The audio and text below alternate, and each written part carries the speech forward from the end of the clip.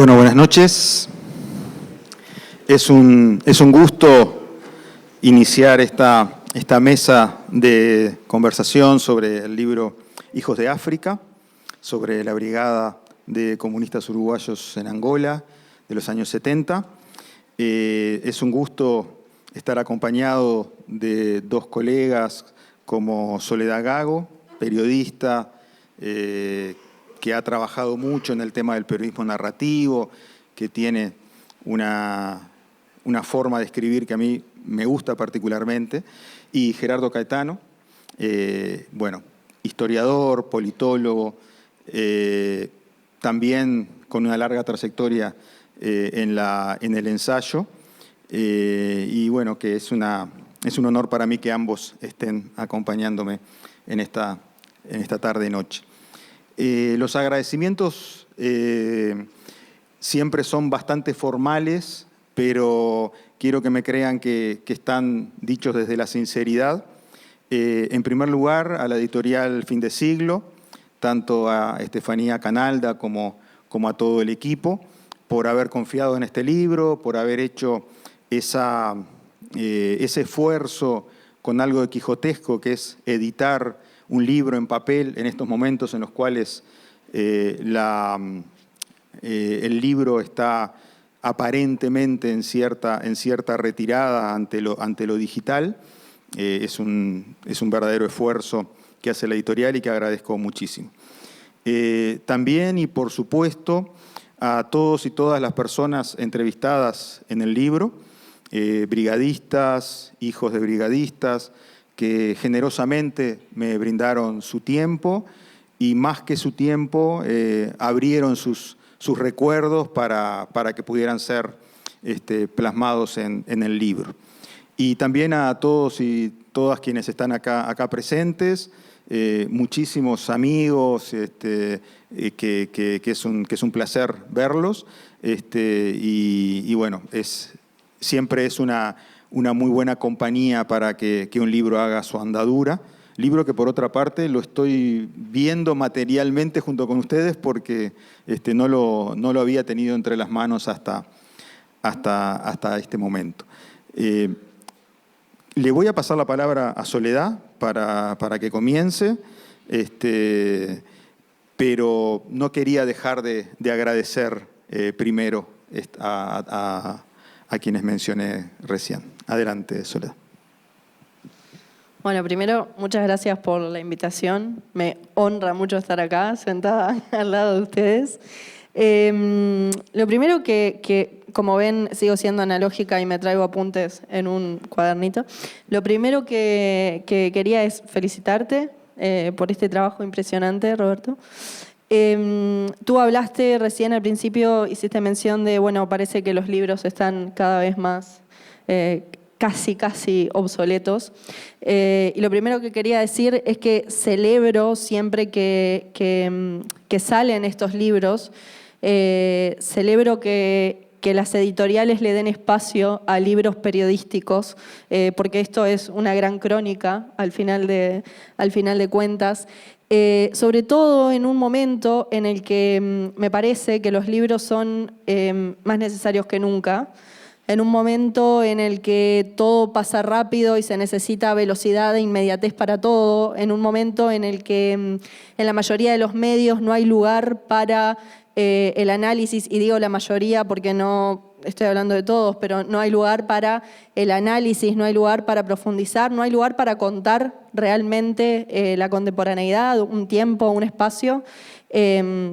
Son justamente los libros el refugio que nos termina quedando y terminan siendo, me parece, los que verdaderamente van a guardar la memoria colectiva, ¿no? El archivo de nuestra memoria van a terminar siendo nuestros libros, así que celebro este trabajo.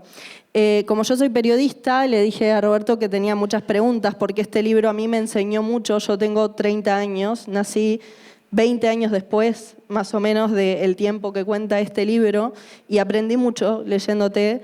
Y al mismo tiempo me generaron muchas preguntas, que es lo que más celebro en general cuando leo. Perdón que estoy dando la espalda para ahí. Así que primero, Roberto, estábamos hablando del tiempo, yo quería preguntarte, en algún momento del libro él nombra que está haciendo una entrevista y es 2015 y hoy estamos en 2024. Quería preguntarte por el proceso de este libro y sobre todo por la importancia del tiempo para crear un libro como este. Sí, yo me enteré por primera vez bueno, uno se entera siempre por primera vez, me enteré de la existencia de la Brigada de Uruguayos en Angola en el año 89. Yo trabajaba en el diario La Hora y bueno, entre la cantidad de personas que trabajaban ahí, había un señor con aspecto muy serio, de barba rala y de pocas palabras, que era una de las cabezas pensantes de La Hora en ese momento, y los 3 o 4 jóvenes, jovenzuelos que teníamos 19, 20 años en ese momento, nos preguntaban, bueno, ¿quién es este hombre? No sé qué, porque estaba mucho con Nico Schwartz y demás. Entonces, no, este es uno que estuvo en Angola, no sé qué, ¿cómo que en Angola? Y era Fernando Rama. Entonces ahí me enteré de la existencia de algo que había sido una brigada de uruguayos en Angola. Quedó ahí como algo que quedó picando. Yo nunca tuve el arrojo y la confianza con Fernando como para decirle, contame, ¿no? Hablábamos de otras cosas, teníamos una diferencia generacional bastante grande. El tema es que pasó el tiempo y a mí me había quedado eso resonando, y cuando estuvimos haciendo con algunos amigos una revista de periodismo narrativo, enseguida dije, bueno, la nota que yo tengo que hacer es sobre la Brigada de Uruguayos en Angola. Le conseguí el teléfono de Fernando, le pregunté si podíamos hablar, fue súper generoso, me recibió en su casa junto con Beatriz, y ahí lo entrevisté a él y a no más de 6 brigadistas, a Pacho y Marité y algunos brigadistas más, a Carmen Decia, a Luz Diez y bueno, a algunos de los hijos de los brigadistas también. Y ahí salió el primer artículo en Quiroga sobre esta brigada. El proceso fue largo y lento, porque a medida que yo iba hablando con los brigadistas me iban dando teléfonos de otros y yo no quería terminar el trabajo hasta poder hablar con más de ellos, hasta que cuando tenía ya 20 historias dije, bueno, voy a cerrar acá porque si no puedo seguir eternamente postergando el libro. Entonces sí, fue un libro que requirió su tiempo, entre otras cosas porque los periodistas también hacemos el trabajo cotidiano de cada día y por lo tanto no le dedicamos el 100% del tiempo, pero sí, llevó unos 10 años más o menos de trabajo. Como que en 10 años puede cambiarte la vida radicalmente, pueden pasar un montón de cosas.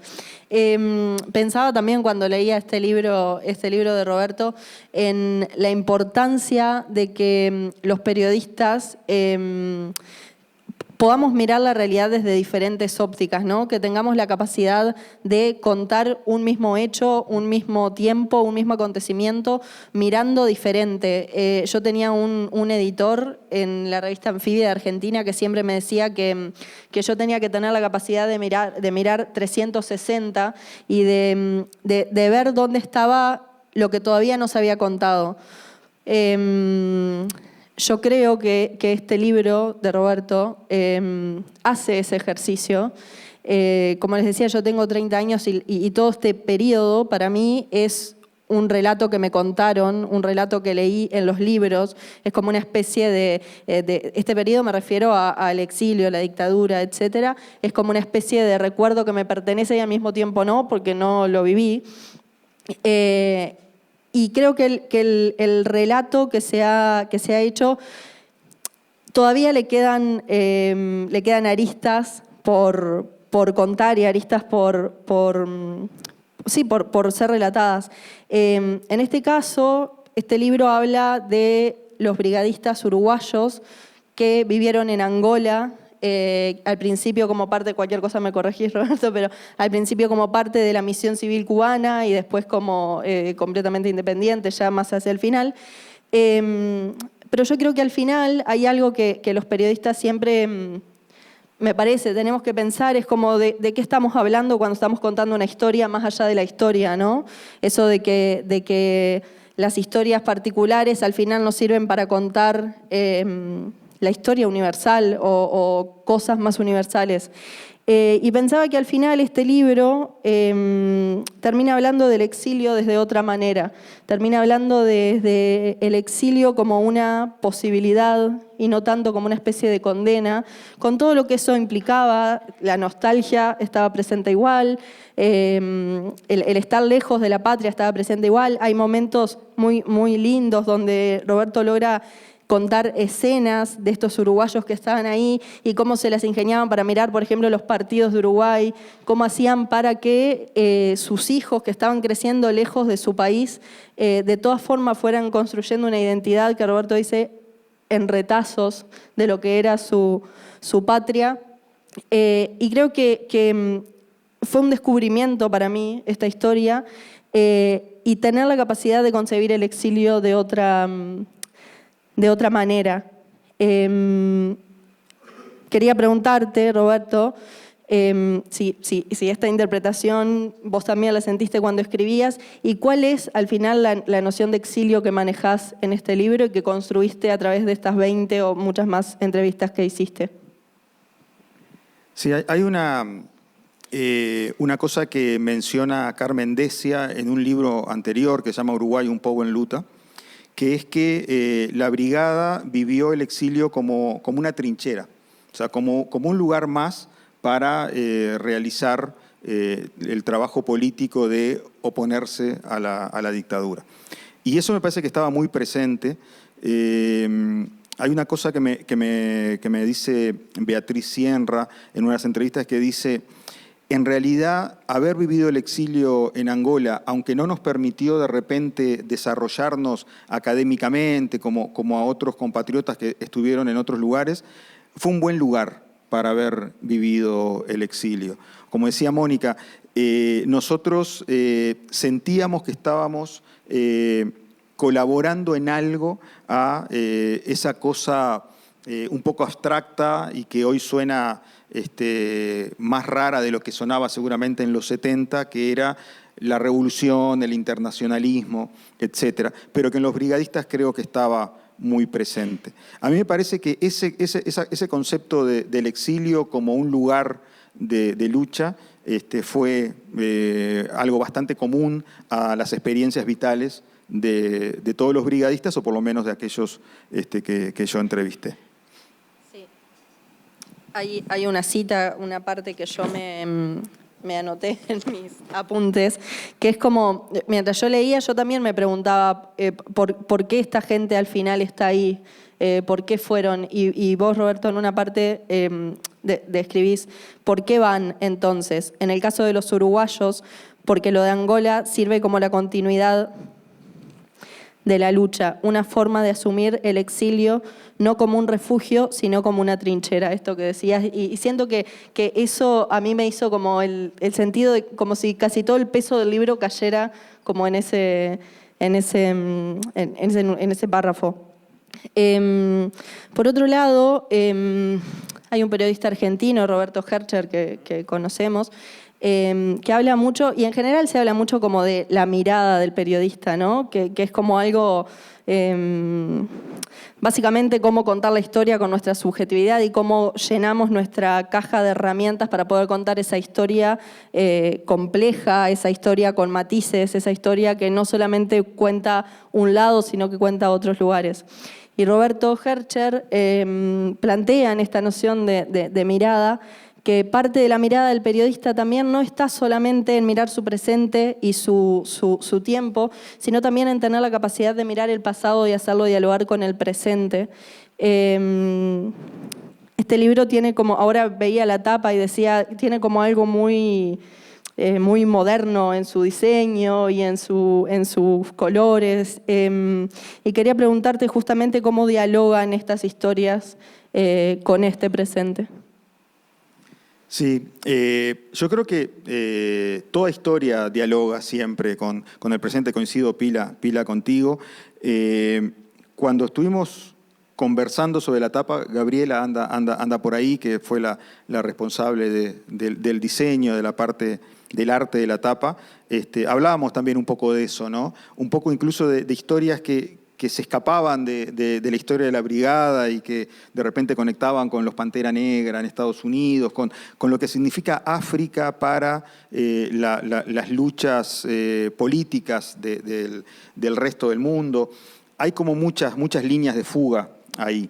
Yo creo que dialoga con el presente desde un punto de vista vital y desde un punto de vista amargo.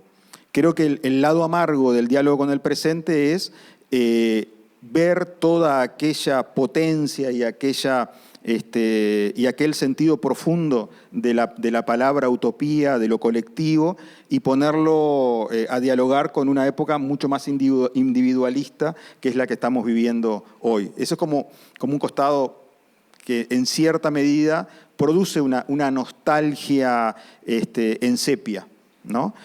Pero después, y no en vano ese color brillante que tiene la tapa y que también es mucha responsabilidad tanto de Gabriela como de Estefanía, también dialoga con la vibración de historias que son únicas y potentes.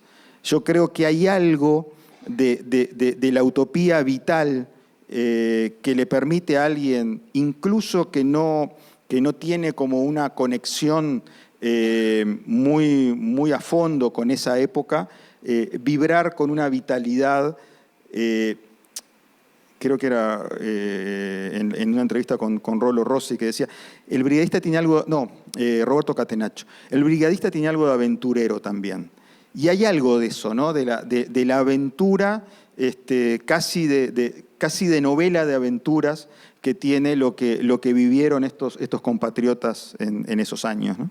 Que fueron, aparte, entre el 77 y el 85, 86, son muy pocos años, y vivieron 3 o 4 siglos más o menos en términos de experiencias, ¿no?, vitales. Sí, totalmente. Es que por momentos el relato parece eso, una novela como de aventureros, como de las novelas de antes, que es fascinante. Y eso también me parece que está también en cómo lo escribiste y en cómo transmitiste los testimonios de estas personas.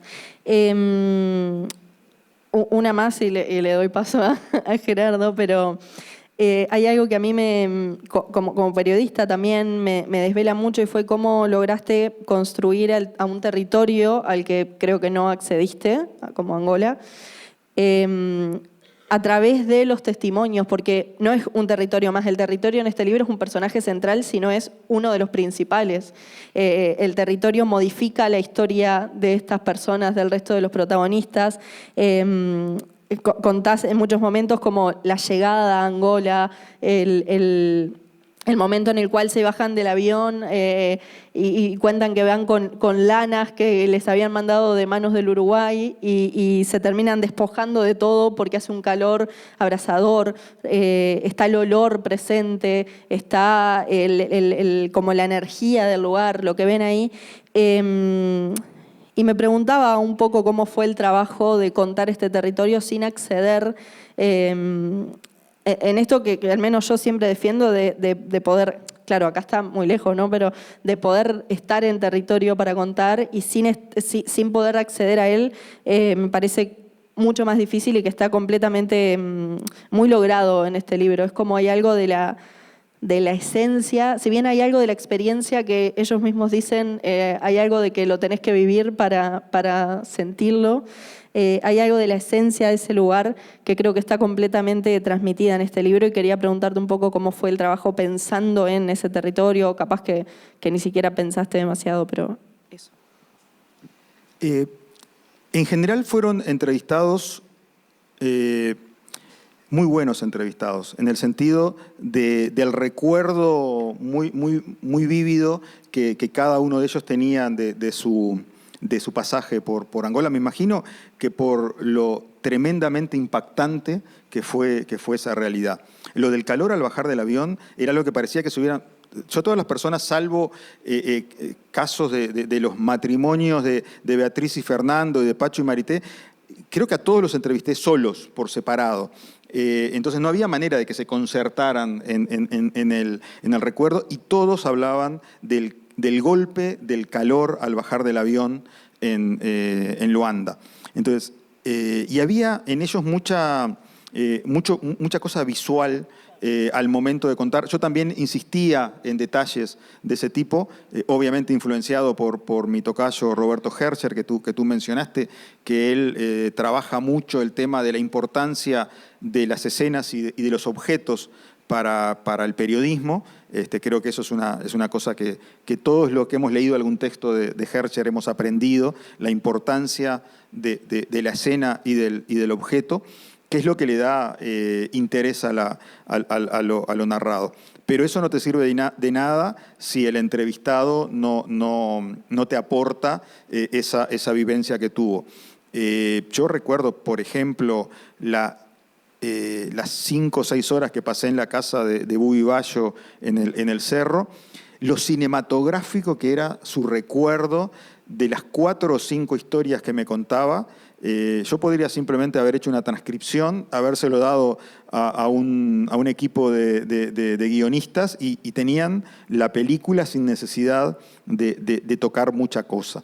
Porque, bueno, y eso es, en buena medida, es encontrarte, afortunadamente, con entrevistados que te dan ese material, ¿no? Bueno, muchas gracias.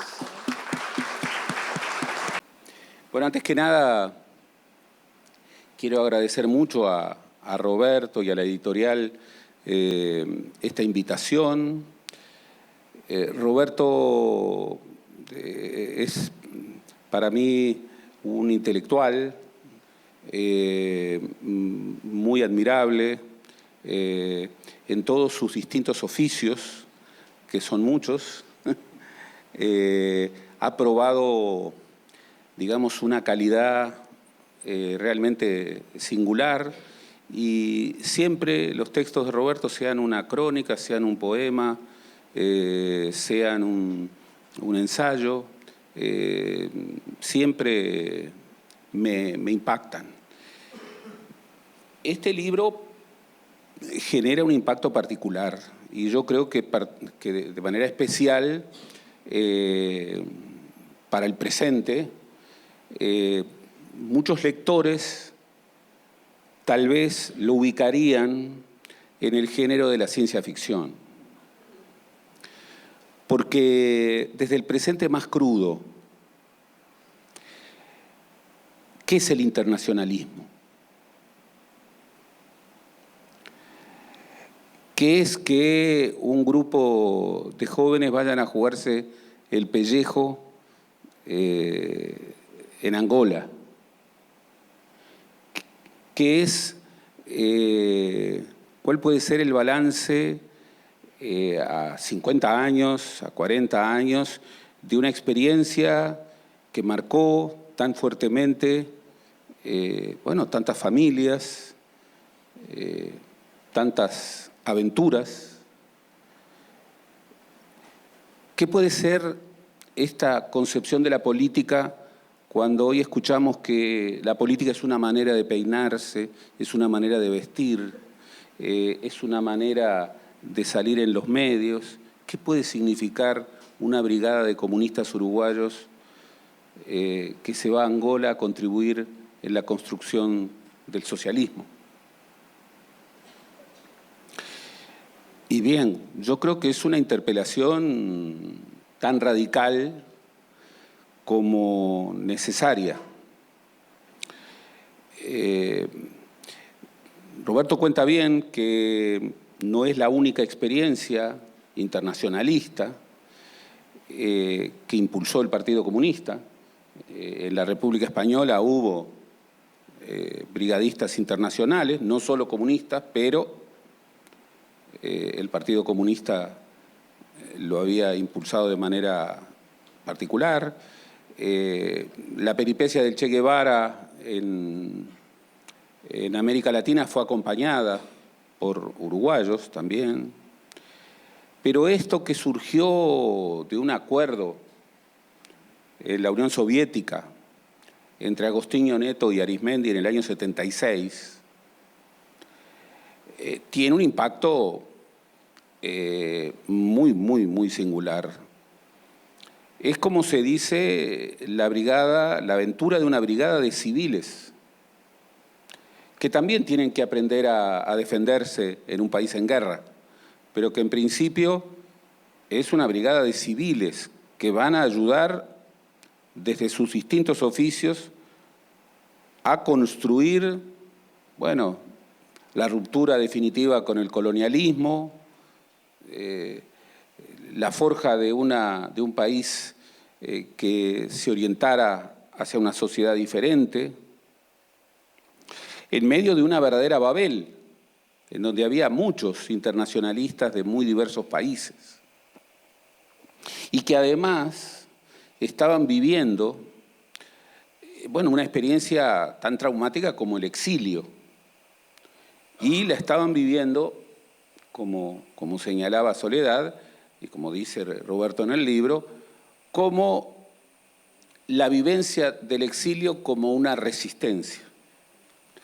Y bien, uno tiende a pensar de que los compromisos de los exiliados son solamente con el país de origen.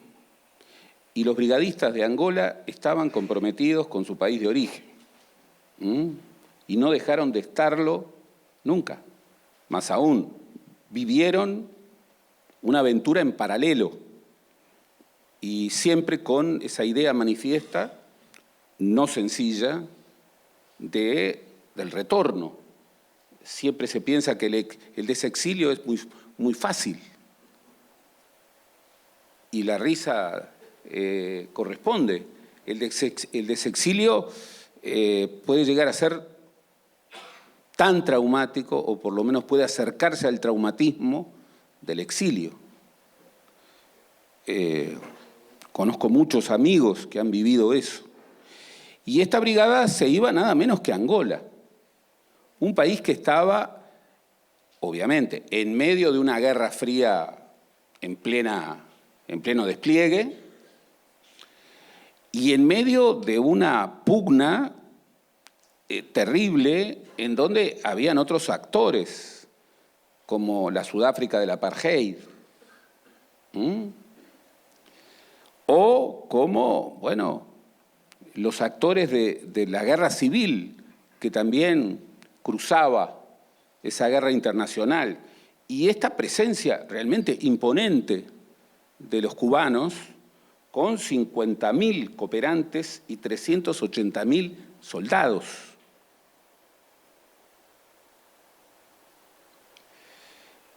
El libro tiene un vértigo muy especial porque a partir de los testimonios registra peripecias, asuntos que verdaderamente son asuntos absolutamente centrales de un impulso vital. La partida, la decisión de la partida, muchas veces no tomada desde el Uruguay, sino tomada desde Cuba, desde la Unión Soviética, desde países del Frente Oriental. La llegada a un país tan diferente,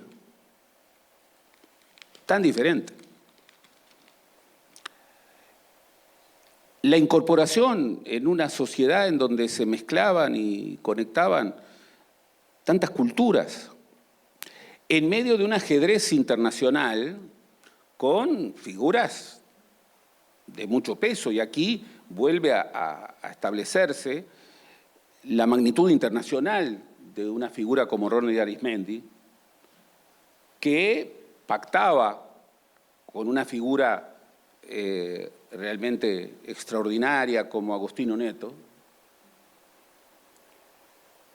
una experiencia internacionalista que obviamente tenía que ver también con el destino de la responsabilidad sobre los militantes comunistas que habían sido reprimidos durante la dictadura.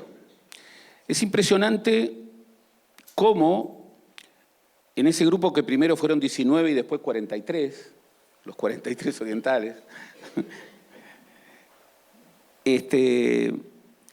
se involucran oficios distintos, contribuciones distintas, siempre en el marco de una idea de comunidad. Es una comunidad, no es un grupo de personas o de individuos que van a hacer su contribución. Es una comunidad.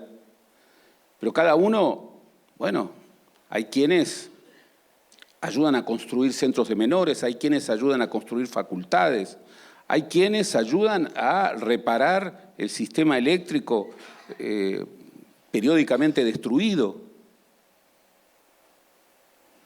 En medio de, bueno, del shock de la realidad, de luchas ideológicas y muchas veces facciosas de los propios angolanos, cruzadas con intereses regionales e internacionales. Y es muy impresionante cómo siempre, y esto es propio de todos los exilios, pero creo que particularmente del exilio uruguayo, de los exilios uruguayos, viviendo en paralelo lo que pasaba en Uruguay. Fíjense que esta aventura empieza en el 77 y termina con el final de la dictadura. Fíjense lo que esta red de brigadistas sentía cuando miraba al Uruguay, cuando sentía lo que pasaba en Uruguay. Y lo que pasaba en Uruguay, bien, muchas veces venía a través de los ecos del fútbol,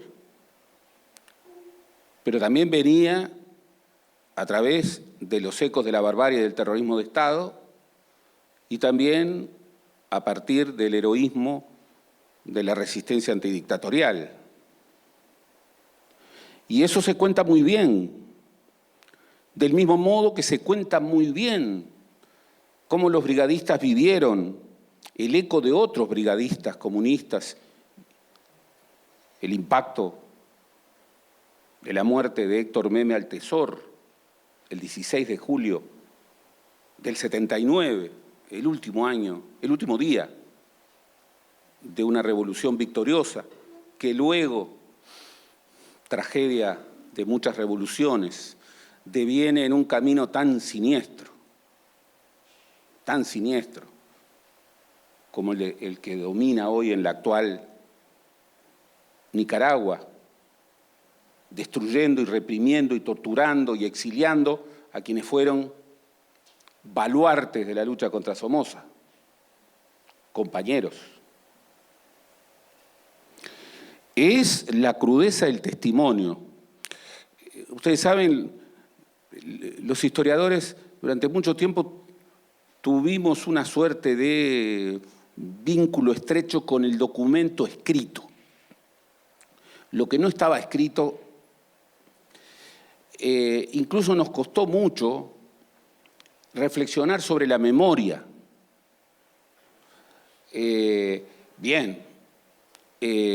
Hoy creo que algo hemos avanzado, porque los registros testimoniales tienen algo que no está en ningún documento escrito. El cómo se dice, el qué se dice, el qué no se dice. Y la memoria, por supuesto que la memoria y el testimonio hablan muchas veces más del presente de quien recuerda o testimonia que del pasado stricto sensu. Pero eso también le da un valor extraordinario al testimonio y a la memoria. Hay que aprender a caminar, como decía Hobsbawm, en esas fronteras porosas entre la historia y la memoria. Porque ello nos puede dar cosas impresionantes, como es cómo este grupo de brigadistas internacionalistas resignificaban de manera permanentemente qué era ser uruguayo en Angola. Y cómo, a contramano de las vulgatas que no pueden entender esto, eran profundamente internacionalistas, se sentían inscriptos en una lucha que iba más allá de las fronteras, pero nunca cortaron ese vínculo inclaudicable de ser radicalmente uruguayos. Es más, encontraban en su aventura una manera de ser uruguayos. Por supuesto que no es una historia, digamos, frutillita. La historia de las relocaciones de los exiliados comunistas en ese momento en donde la Unión Soviética comenzaba un desplazamiento a su implosión en la década siguiente.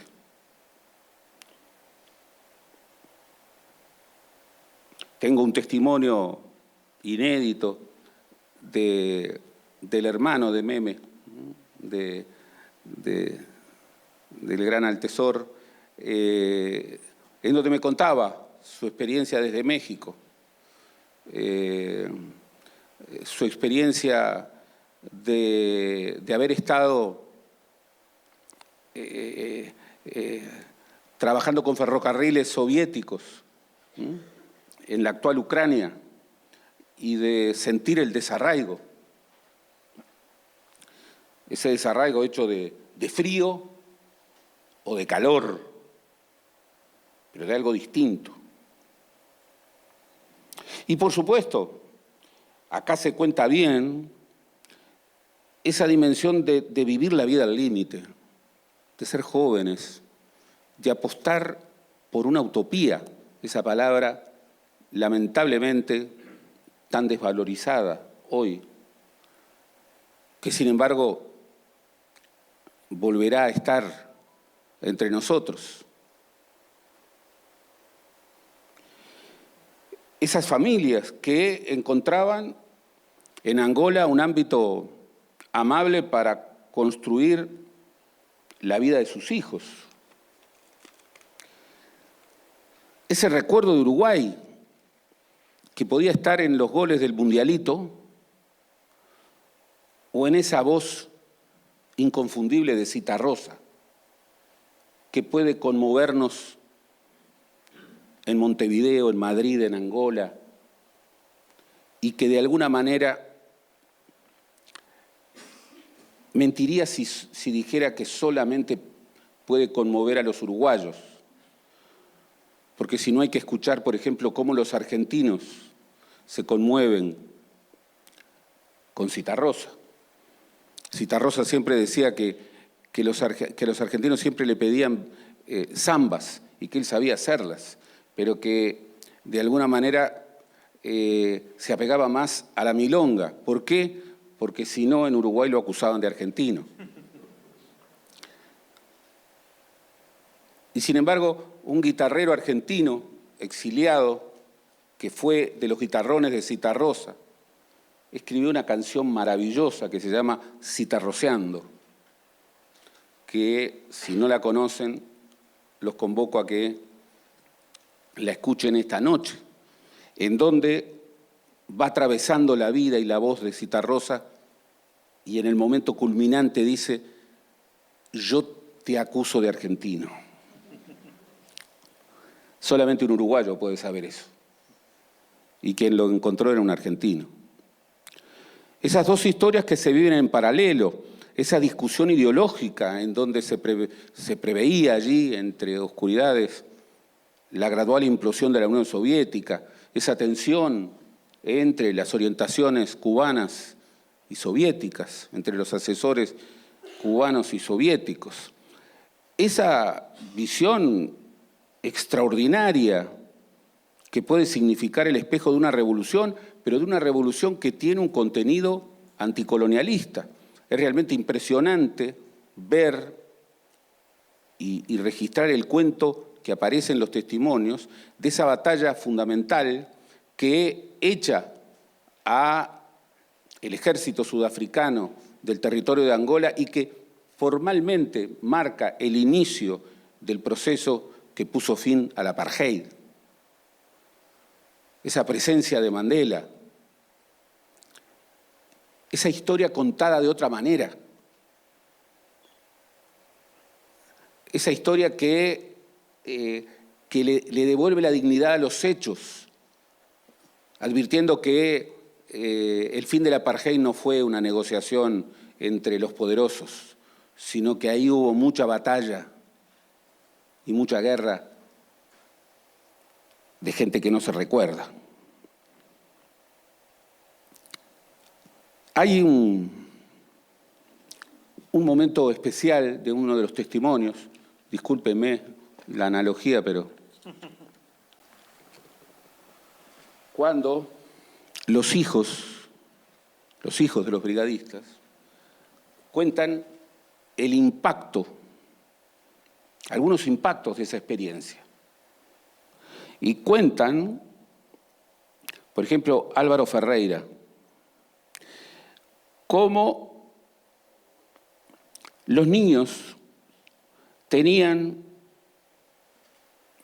aceptada la consigna habitual: pioneros por el comunismo, seremos como el Che.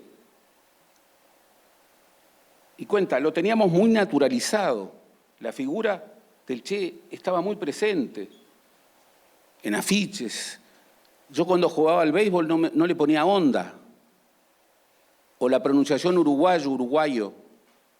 Yo no sé ni cómo hablaba, pero para ellos hablaba distinto. Los cubanos, al menos en esa época, en ese contexto, en esa escuela, prácticamente eran los cracks del planeta.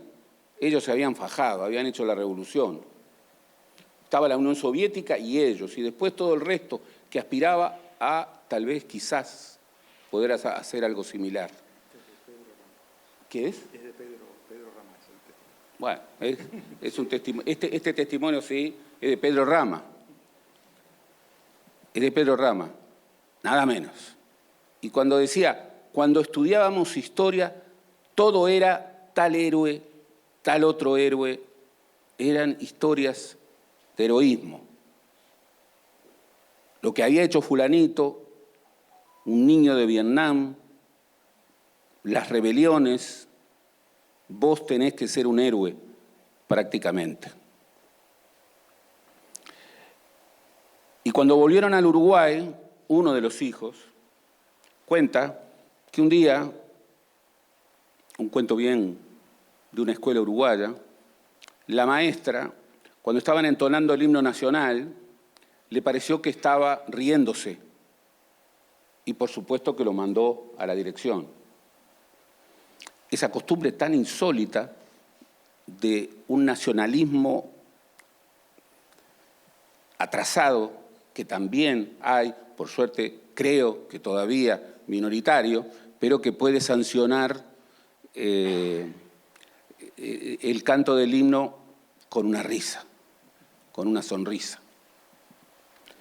Eso que no tiene nada que ver con el Uruguay.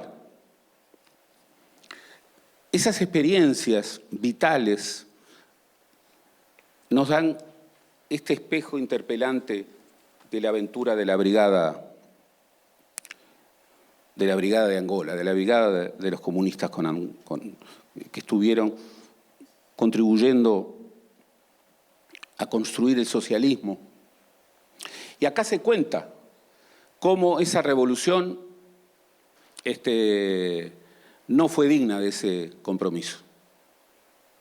Y acá se cuenta cómo muchos revolucionarios se hicieron ricos, multimillonarios.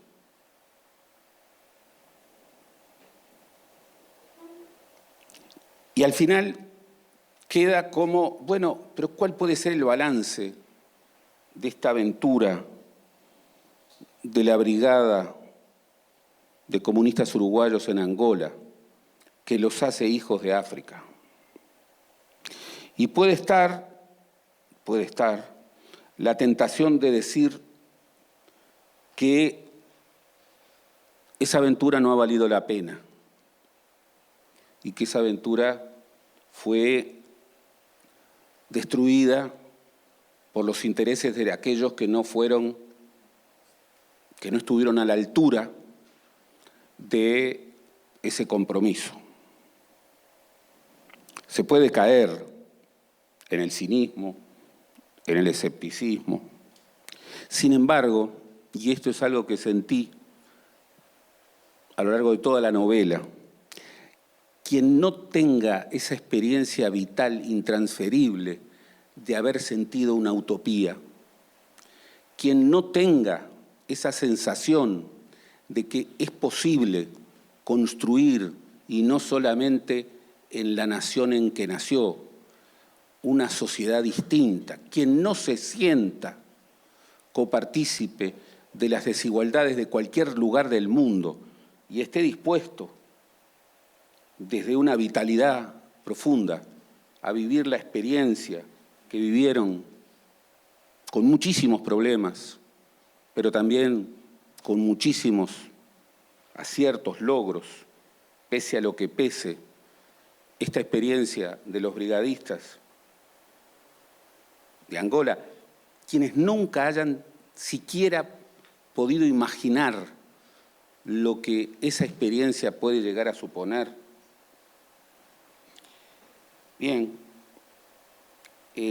no habrán encontrado la dimensión de una historia con personajes que no son héroes, sobre todo que no son héroes abstractos, que desde una antropología absolutamente realista tienen ese pulso de la vida que tienen los pueblos, pero que en su momento supieron comprometerse por ideales, jugarse por una utopía y sentir el eco de una sociedad que los acogió, los amó y en la que vivieron momentos inolvidables.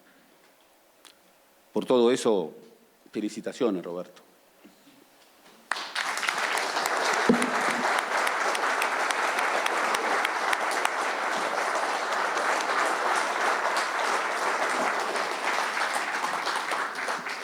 Bueno, muchas gracias a Soledad y a Gerardo por sus palabras, por la presentación. Muchas gracias a todos ustedes por la presencia acá. Y bueno, decirles que disfruté muchísimo escribiéndolo, fue un verdadero desafío.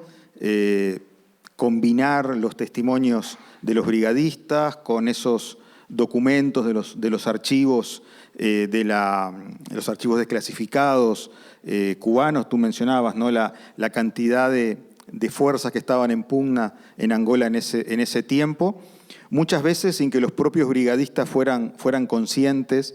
Y bueno, creo que si bien va a ser interesante para los protagonistas ver el reflejo de sus palabras, también va a ser interesante ver un poco esas conversaciones que se daban en los mismos momentos entre Fidel y Agostinho Neto, o entre los distintos jefes militares cubanos y soviéticos para ver cómo llevaban adelante el camino de esa guerra, que, como decía Gerardo, fue la que luego de algunos años fue decisiva no solamente para la independencia de Angola, sino también para el fin del apartheid. También fue posible consultar el archivo Lucio Lara, que es una persona que muchos de los brigadistas recuerdan con mucho cariño, que fue uno de los dirigentes angolanos que tuvieron una mayor relación con los uruguayos. Bueno, fue posible consultar el archivo Lucio Lara y ver esa interna que hubo entre las distintas fuerzas del MPLA, que muchas veces los brigadistas estaban tan concentrados en su tarea y tan viviendo ese presente, que a veces era difícil ser consciente de las tensiones que había dentro del propio MPLA en ese momento. Así que bueno, fue un placer haber recorrido esos años haciendo esa investigación. Y bueno, quería dedicarle especialmente la presentación a Roberto Catenaccio y Fernando Rama, que no me hubiera encantado que estuvieran acá escuchando esta presentación, pero que están con nosotros indudablemente. Así que bueno, muchas gracias por acompañarnos.